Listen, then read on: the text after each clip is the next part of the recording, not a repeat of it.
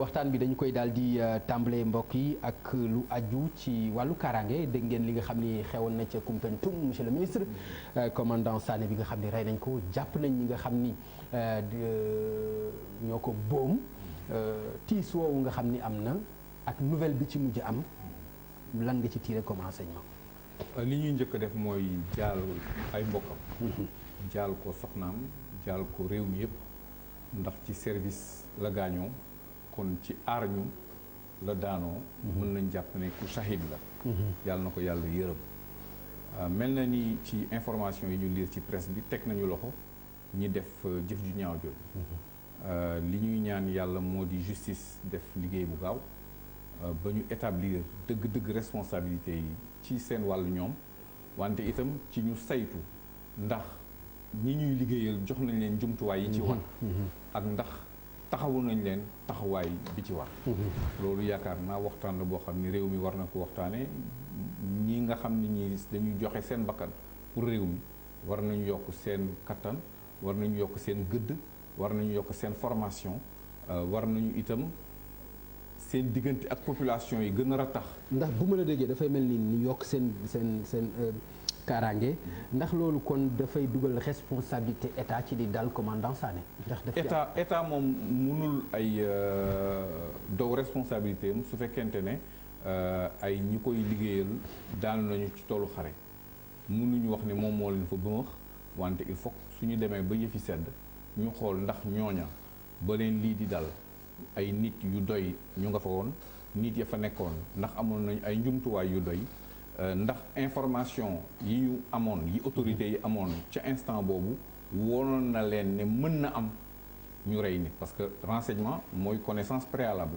il faut su fekk est-ce que amoon nañu information yu doy ne bés tel dana am tentative ba dem ba àgg ci boobu. renseignement mu leen koy jox maanaam dañu war a am ay moyens de renseignement yu leen mën a jox loolu. ci loolu laa la bëgg a wax ne war nañu rapprocher gën a rapprocher population yi ci seeni service de sécurité parce que population yi du ñàkk kenn ku dégg dara war na koo mën a sennal wax ko ñi nga xam ne ñi ñoo yor kaaraange réew mi loolu ci citoyenneté itam la bokk. d'accord jërëjëf Modou Bane ci bi nga déggee arrestation yi ci daanaka ci ayu bés loolu am yéex na pour yow gaaw na pour yow lan nga ci tiré. waaw moi je pense que d'abord comme li ko monsieur le ministre defee dañuy jaalee famille yëpp vraiment ndaxte nit saa yu nit wàññi ko dafay am tiis. et féliciter également ñi nga xamante ni ñoo yor enquête bi ba ñu arrêté ñi nga xamante ni ñoo def ñaawteef yooyu ndaxte tey sécurité dafa egg foo nga xamante ni pour nga def yu mel nii rëcc dafay jafe parce que à chaque fois enquêteurs li ñuy njëkk a def pour problème yi amee mooy ñu jéem a am les téléphones portables toujours téléphone portable yi ñooy trahir les gens yi nga xamante ni ñoom ñooy parce que toujours dafay am benn façon de benn coordination avant ñuy passer à l'action. Et j'ai l'habitude au Sénégal toujours dégg gars yi bu nit décédé ñu ni Sénégal dafa am insécurité non Sénégal amul insécurité insécurité mooy ay nit di def ay ñaawteef te ñaawteef yooyu ñu coordonné ko entre ñoom coordonné ko planifier action yi avant ñuy dem ñuy exécuter seen ay ñaawteef mais li am c'est des violences isolées. Par exemple vice-présidente conseil économique social bi ñu reyoon kooku ki ko rey chauffeur am la nit mën na rey jëkkëram jabar mën na rey. non lii ñuy wax ni ci braquage la ñuy wax. cambriolage la ñuy wax. mais léegi loolu c'est au-delà de li nga bëgg a expliquer nii. damay ñëw fa ci foofu laa ñëw. léegi loolu taxul ñu am sécurité maintenant depuis récemment gis nañ benn phénomène lu bees mooy braquage des institutions financières ay banques ay surtout dans les zones du sud bu côté Tambacounda ak côté Kaolack. loolu tey jii li koy indi mooy ak ay armes de guerre ak ay armes de guerre li koy indi mooy je vous dis une chose il faut que tam nit ñi tenir ko en compte gis nga Kadhafi bi mu décédé bi ñu ko wàccee y a eu près de 30 000 tonnes de munitions yoo xamante ni dafa dispersé wu dans le Sahel et y a des groupes organisés des gens yoo xamante ni écoute dañuy ñëw toog waxtaan yor seeni affaire jéem a wut lu ñu amee armes yooyu tey jii mi ngi dans le Sénégal mi ngi dans les au Mali mi ngi partout ak conflit am Mali aujourd'hui li ñu war a def mooy essayer de contrôler les mouvements yi nga xamante ni nit ñi dugg suñu dëkk ak nit ñi nga xamante ni dañuy génn parce que tey jii zone sud bi côté Mali bi dafa am insécurité te bu fekkee l'armée française bi nekk Mali tey jii occupé na l'espace ba fexe dàq les djihadistes au nord au niveau du désert dañuy def un déplacement vers les pays du sud peut-être ñooñu ñoo leen jaay ay armes peut-être ñooñu ñoo dugal armes yi peut-être sax am nañu ay complicité dans des pays étrangers. Ce qu'il faut dire mooy saluer ce que les services ce que les forces de sécurité ont fait. Également parce que quand même loolu dafay dalal xelu population yi ñu rey nit ñu teg ci ay bés ñu jàpp ña ko def loolu dafay wan ni ñun am nañ service de sécurité yu baax am nañ ay enquêteurs yoo xamante ni vraiment amuñu leen lu ñu ñëwee yeneen dëkk yi nga xamante ni tey jii ñoom ñooy suivre situation yi demee nii. Et dans la même semaine je rappelle récemment aux États-Unis semaine bi passée 56 personnes la benn nit rey.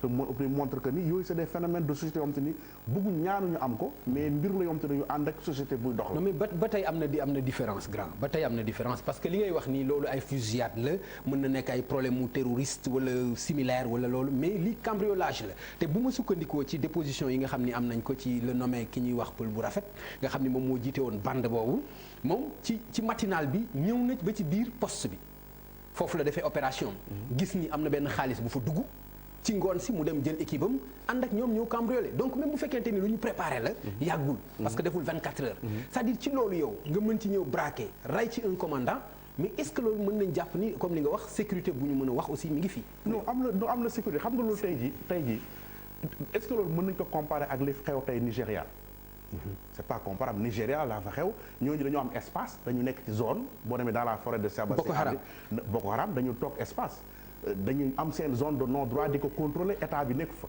mais tey jii li am solo mooy action intervention rapide bi am na y a la réaction des forces de sécurité ñu arrêté leen du lu ñu mën a éviter mais bu amee après lan moo nekk comportement des forces de sécurité mooy la réaction rapide et ça a eu lieu. intervention bi rapide na pour yow monsieur le ministre. ci sama gis-gis mun naa xam nga. gaaw na pour yow. pour man c'est dans les délais parce que itam on ne peut pas mënuñu wax force de sécurité yi nañu nekk ay surhommes. ay nit la ñu. mbir mi am na choc boo xam ni bii dal na ci réew mi yépp le temps que ñu suul néew bi teguñu ci semaine ñu jàpp. ñi ko def pour man wax dëgg yàlla c'est dans des délais raisonnables. suñu toogoon lu day ni weer wala ñaari weer ñu ne yéex na. mais honnêtement war nañoo mën a saluer parce que itam képp kuy sonn bëgg na waaw góor. te itam bokk na ci li nga xam ne lii war nañ ko baaxoo di def de temps en temps ñu wax suñu force de sécurité yi waaw góor ngir ñu yokk seen loxo. non loolu moom yaakaar naa ci la ñu dëkk xëy na bu ñuy wax peut-être état la ñuy wax mais ku nekk yàgg nga dégg ñu naan police bu Sénégal gendarmerie bu Sénégal gàcce ngalaama loolu yàgg nañ leen ko waxal yàgg nañu dégg aussi ay bàkk yoo xam ni moom mooy armée ak nation seen diggante ak askan wi loolu itam nekk lu am solo mooy li nga junj léegi maanaam diggante la boo xam ni bu war di ratax la parce que loolu am na lu mu mën a jur ci kaaraange askan wi lan ngay xaar ci diggante armée ak askan wi pour yow. armée ci boppam wala force de sécurité maanaam gendarmerie ak police. force de sécurité laa bëgg a wax. pas armée tout court. waaw pas armée tout court. armée moom aar ñu ci ay bu jóge bitim réew moo ko tax a jóg. armée généralement sous le cas de force. police à l'intérieur voilà sous le cas de force majeure. du dal ci ñi nekk ci biir réew mi. moom daf ñuy aar ci liy jóge bitim réew. ñoom ñooñu la ñuy wax les jàmbaar.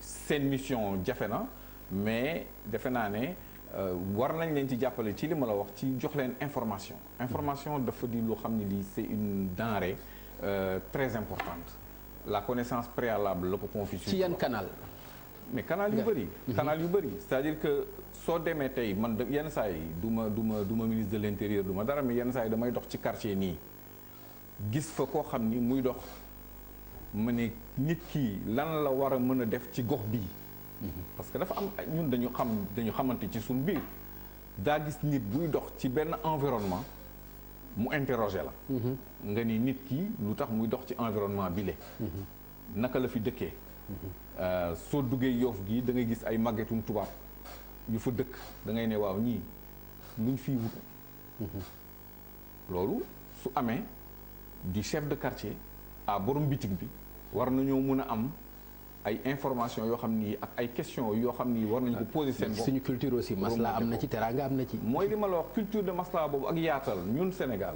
soo xoolee tey fii ñaata nationalité ñoo fi nekk. te laajuñu kenn carte de séjour. mais su àdduna changé dañuy ànd ak moom sécurité population sénégalaise yi mooy priorité. loolu état dafa war a am état warul am état d'âme ci wàllu woowu. waruñu rek tàggat policiers yi ci réprimer manifestation. D'accord. dañu war a jàngal policiers yi ñu xam ne ñoom askan bi lañ fi nekkal aar askan bi lañ fi nekkal du tere askan bi génn wax seeni ay ñaxtu.